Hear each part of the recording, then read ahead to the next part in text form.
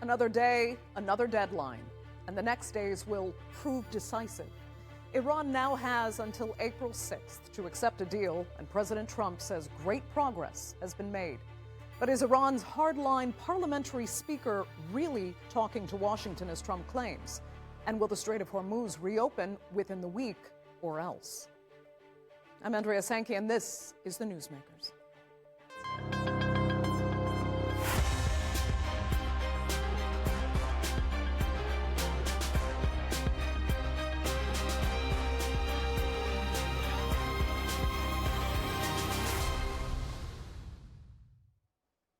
Again, threatening to blow up plants that provide clean water and electricity to Iranian civilians, President Trump has said Tehran has 1 week to accept the terms of a U.S. deal. It's still not totally clear whom he's talking to, but some reports say it's actually Mohammad-Bagher Ghalibaf, a hardliner with strong ties to Iran's Revolutionary Guard. It's ironic at best and at worst untrue. On social media, Ghalibaf said Trump's so-called truth is just a setup for insider trading, and he urged his followers to do the opposite of what Trump says if they also hope to make money. But Washington insists those hardliners are far more reasonable behind the scenes. So what's to be believed? Here's a look. President Trump insists that Tehran's Speaker of Parliament and former Revolutionary Guard commander Mohammad-Bagher Ghalibaf is engaging with the US in back-channel negotiations and is desperate to do a deal. Publicly at least, Tehran disagrees and has lashed out at the US's 15-point ceasefire proposal and denied any direct talks or involvement. The materials that have been conveyed to us under various titles, such as the 15-point plan, mainly include very excessive, unrealistic and unreasonable demands. Despite this, Trump insists a deal could be reached very soon, off the back of threatening to blow up Iran's electric power plants, oil wells, desalination plants and Karg Island, Iran's main oil export terminal, just 1 day prior. Early on Tuesday morning, a Kuwaiti ship was struck by an Iranian drone as it was docked near Dubai's port in the UAE. According to maritime shipping data, it was bound for China. But the Strait of Hormuz is only effectively closed because Tehran has threatened to strike any ships of unfriendly nations that try to cross it. But it's a different story for ships of nations Iran is on better terms with. Through coordination with relevant parties, 3 Chinese vessels have recently transited the Strait of Hormuz. We express our appreciation to the relevant parties for the assistance provided. In Iran, emergency workers search through rubble and damaged buildings targeted in incoming strikes. Iranian missiles were also seen over the skies of Israel overnight, with damage reported to cars in city streets. Early Tuesday, the US President Donald Trump had some choice words to say to nations that, in his view, didn't help the US reopen the Strait of Hormuz. In short, that they should get their own oil themselves, and the US isn't there to help you. Also suggesting that countries should buy their jet fuel from the US instead. 3 NATO nations also souring on the US president's demands to join the campaign. Italy denied the US access to an air base in Sicily. Spain refusing the US use of its airspace for any US military aircraft involved in the war. And France barring US military flights to Israel from its airspace. It lends credence to early reports suggesting Donald Trump may end his US campaign even if the Strait of Hormuz is not reopened to shipping. So with very little clarity and contradictory statements, I'll turn to my panel now for their analysis. And joining me from Tehran, director of the think tank Diplomatic House of Iran, Hamidreza Gholamzadeh. From Washington, senior fellow at the Quincy Institute for Responsible Statecraft, Khalid El-Gindi. And also from the U.S. Capitol, Republican strategist and director of global affairs at Nest Point Associates, Tim Phillips. Thanks all so much for joining me. So, as per Trump's latest posts saying allies should be getting their own oil since they are not helping the U.S. open the Strait of Hormuz, we have to remember that both France and Italy have been talking to the Iranians to get their own energy supply deals. France just blocked Israel from using its airspace. Italy just denied the U.S. access to an airbase in Sicily. So, Khaled, I'll start with you. Might some be negotiating deals for their own oil rather than going to war for them, as the U.S. might want, and in which case Trump's post kind of shows maybe a level of desperation? Yeah, I mean, I think both of those are true. I think the Europeans are much more reliant on Gulf oil than is the United States. I think it's another sign of how poorly planned this entire military operation was on the part of the Americans and the Israelis. The fact that they couldn't even recruit any allies up front. And I think it also speaks to, as you said, the desperation of this administration, who has not really had a plan or a strategy or an end game or an exit strategy for this war from really the very first week. I think they expected that the war would end in within a week, and when that didn't happen, they've sort of been making it up as they go along, which has been really, really disastrous.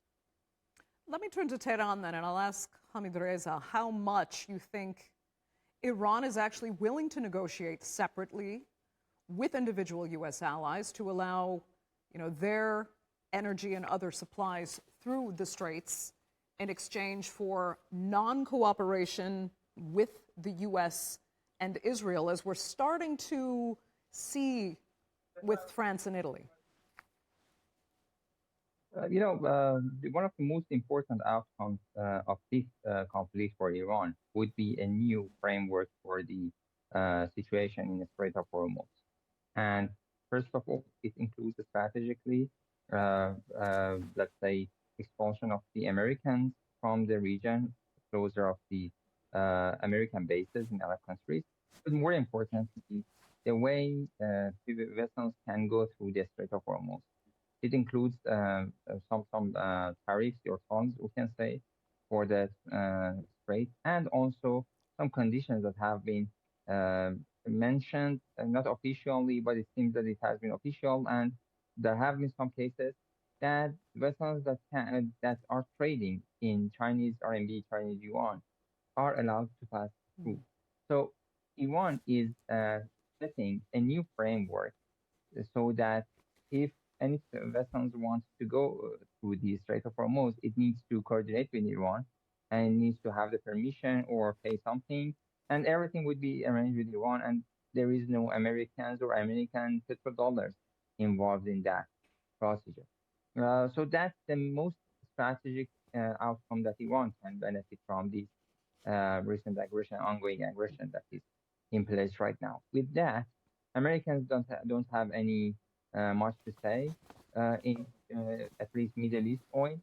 And of course, if this Chinese yuan framework is in place, then US petrodollars would be targeted as well. So the position of US dollar would be weakened. I'm not going to be ruined, but it would be weakened in the at least oil trade in the Middle East, which is of course 20% of the oil market of the world. Oh, let me ask Tim then. I mean, where does all of this leave Washington?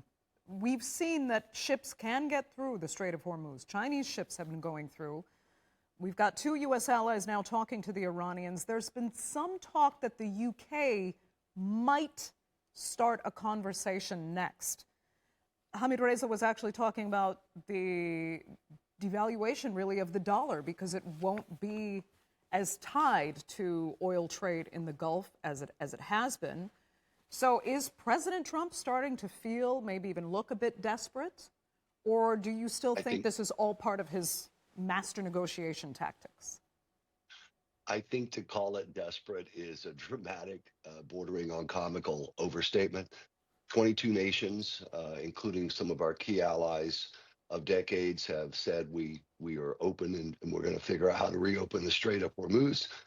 Anytime you have a coalition that large, sovereign nations involved, there's always ongoing discussions. President Trump has a way of negotiating publicly. You can argue about how effective or ineffective it is. But what is central is that Iran's military and industrial capabilities, its ability to fund its terrorist network around the world to threaten its neighbors, to kill people, including its own citizens, has been dramatically degraded. Dramatically.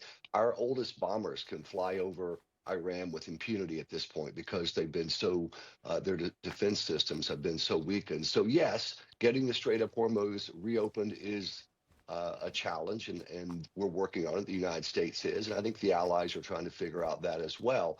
But make no mistake, the Iranians are being devastated across the board, and they're using the leverage in the Strait of Hormuz to try to stay relevant in this fight, and it is.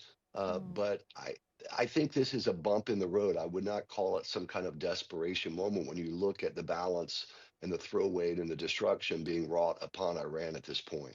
Okay, Khalid, we've heard that over and over again, that Iran's military capabilities have been so severely degraded, but everyone's pointing out the U.S. still hasn't won, and the Strait of Hormuz is still blocked, and the global economy is still in turmoil because the United States hasn't won. They haven't got what they wanted. So are they still ahead, though? Because when you do listen to Republican analysts like Tim, it's just a matter of time. This is a bump in the road. Yeah, I mean, it really comes down to how do we define victory, really for either side, but particularly for the United States, where the goalposts have shifted endlessly since the beginning of this war. There's been no clear strategy, no clear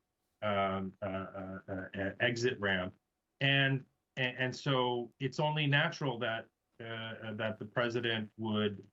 I think if Donald Trump wanted to exit this war, he could, but he needs a victory narrative. He needs something to hang his hat on.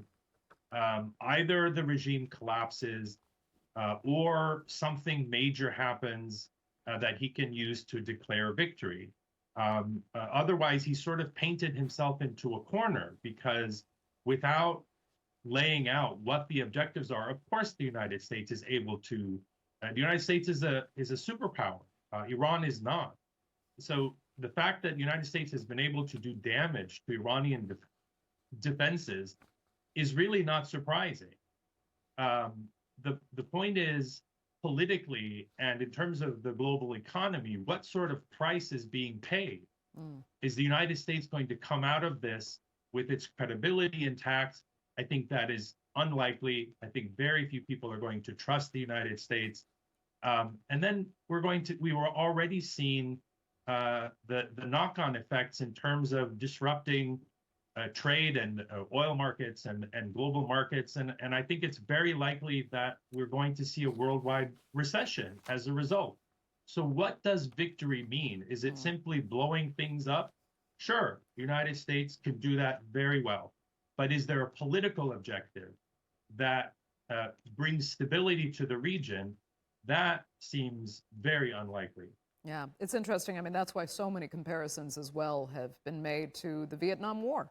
Because militarily, it's been said the U.S. won almost every battle in the field, but still lost the war in the end. So we'll see how this conflict, if it will unroll the same way. But let me move to Hamidreza now, because we need to talk about what the U.S. is saying, in whom they've been negotiating with, the U.S. line that they have been negotiating directly with Iran's Speaker of Parliament. I mean, what do you know about that? Is it actually, could it be possible?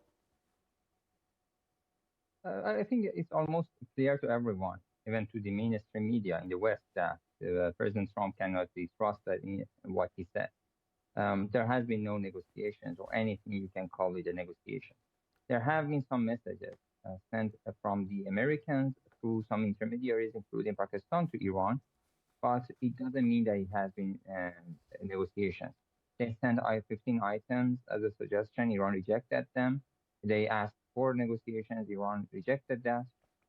So there is nothing such as negotiations or talks between the two sides. Yes, they have sent a message, and Iran has a clear message as an answer to that Iran is not going to negotiate because, first of all, they are continuing the aggression. Second, they are accumulating forces here, and they are talking about the battleground and even an atomic bomb against Iran. And with that, you cannot have actually the stick on one way and the carrot in the other way as a negotiation, which Iran have been in the middle of that for the two times that they have attacked Iran for the past 1 year. Two times Iran was in negotiations, and both times and they attacked Iran. So there is no grounds for that. Public opinion in Iran is totally, and believe me, totally against negotiations. So no one is asking for negotiations. Anyone is not doing that. Iran says that I need to fight it to the end. And I do not agree with you comparing it to Vietnam, because Iran is right now devastating American bases in the region and is not allowing the United States to act here freely. Of course, Iran is not going to attack the American mainland in the United States, but it is attacking military bases here, and Americans are not able to defend themselves. And the word desperation that you mentioned, I think, is a correct word for the current situation of President Trump. Okay, let me ask Tim then, because Tim, you know, you've said before that Trump, you said he shouldn't be taken literally, but he should be taken seriously. And it sounds like you kind of get to have it both ways in that sense, that he's allowed to lie or contradict himself, but still should be taken seriously. And is this what we're seeing now in the rhetoric back and forth with Iran? When you look at the world stage and the successes from a foreign policy perspective of this Trump administration, one would do well to take him seriously. And I do think that is happening. It's important to note this war or conflict has been going on just over 1 month. Everyone is talking about how, oh my goodness, how much longer is it going to go? When you look from a historical perspective, 1 month, just over 1 month, is not a very long time to have a conflict that's going. The most consistent strategic aim that the United States Trump administration has called for is eliminating the ability of Iran to have nuclear weapons. And it's interesting, that's not a controversial position in the United States. Joe Biden said the same thing. Barack Obama said the same thing. George W. Bush said the same thing. Presidents for almost 3 decades, I guess, have said that.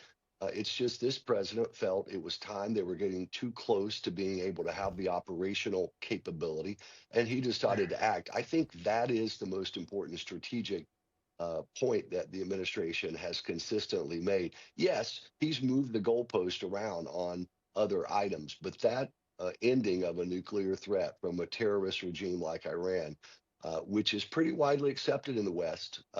France has said that, Macron has said that, the British have said that.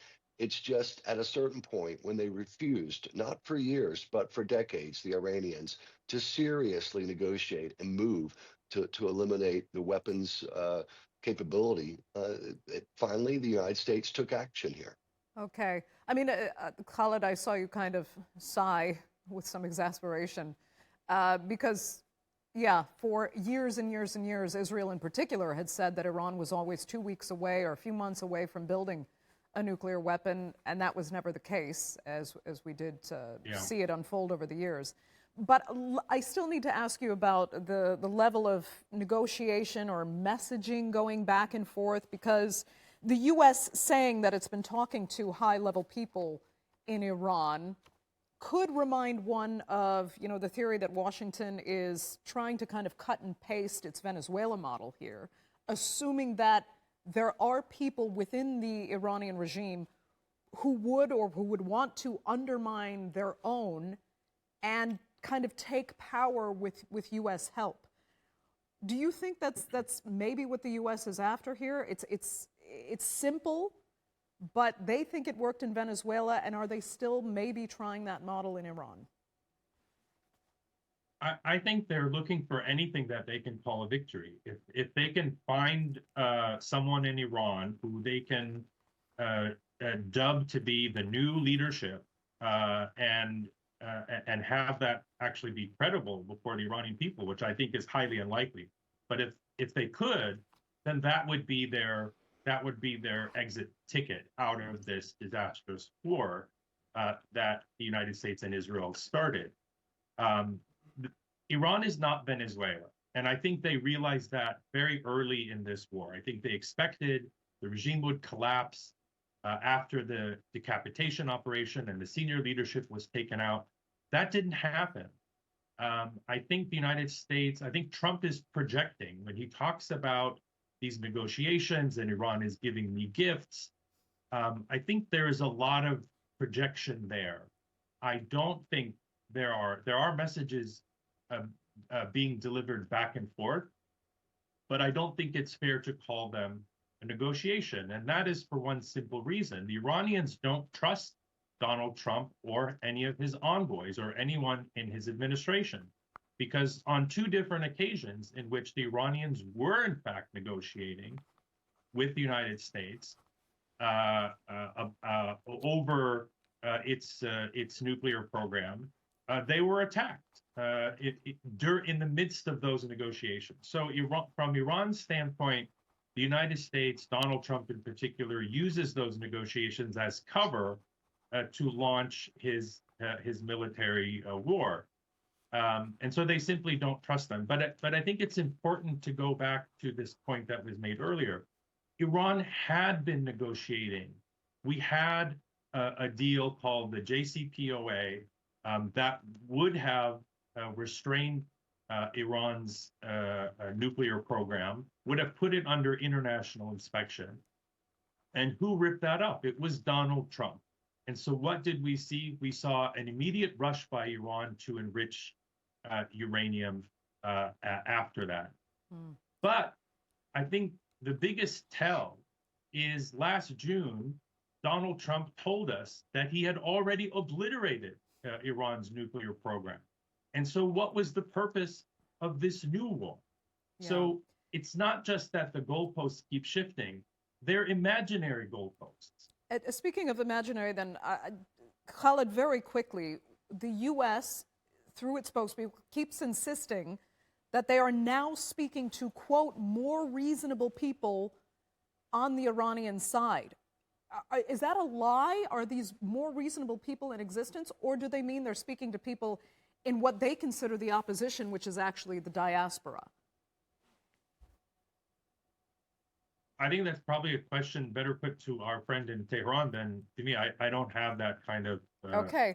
Yeah, then I wanted to see if you had kind of an analyst perspective on it. But then let me ask Hamidreza, who are these more reasonable people? Are you saying it's entirely made up?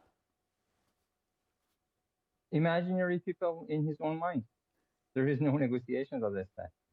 I have been in touch with actually the assistant of the parliamentary speaker. I talked to him, and there is no negotiation with Mr. Ghalibaf, and there is no negotiation with anyone else. It's just a news made up by a lie made up by President Trump in order to control the market, in order to say that we are making some achievements, and it's totally lie. It's simply a lie, and I'm surprised that people are still taking him serious. What he says, because there is no negotiations here. And that's why the Europeans are now considering talks with Iran, because they have realized that you cannot open Strait of Hormuz through military force, and you need to have negotiations for trade. And Europeans, the Italians, the French, the British, and the others are finding out about that, and they're trying their chance.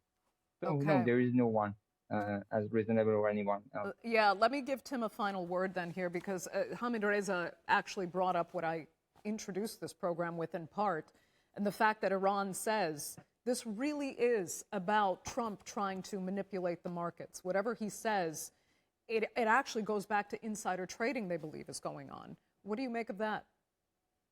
What a silly accusation, in my opinion. I, the Iranian regime, the people talking and saying what they're saying about these negotiations or non-negotiations, they're the same people who told the world, no, we did not kill tens of thousands of our own citizens and in cold blood on the streets of our cities when they came out to ask for freedom and better treatment and a better life. We didn't kill them. In fact, it was the And we did Mossad not. and the CIA doing this. So people to act like they have credibility and they should be believed in serious Can you prove conversation when that the thing? world Tens of thousands of watched killing. Can what you they prove did that? to their own citizens, murdering women, children in cold blood, Tim, prove that. torturing them. The world is not going to believe what they're talking about right now. We may have a few elites who want to say, oh, this is a serious discussion from a regime. The world has seen what they do to their own people and then how they lie about it. The credibility is not there. Okay, unfortunately, that will have to be the final word. Hamidreza, I know you entirely disagree with everything Tim had just said there, but we're completely out Let's of time have a for this discussion edition of the about those program. protests and the murders. Let's Yeah, have a discussion on about another that. program, would love to, but that's all the time we Good. have for today. So I'd like to thank all three of my panelists so much for being with us. Our viewers for You joining us as well. Remember, you can follow us on social media, and do be sure to subscribe to our YouTube channel. I'm Andrea Sankey. We'll see you next time.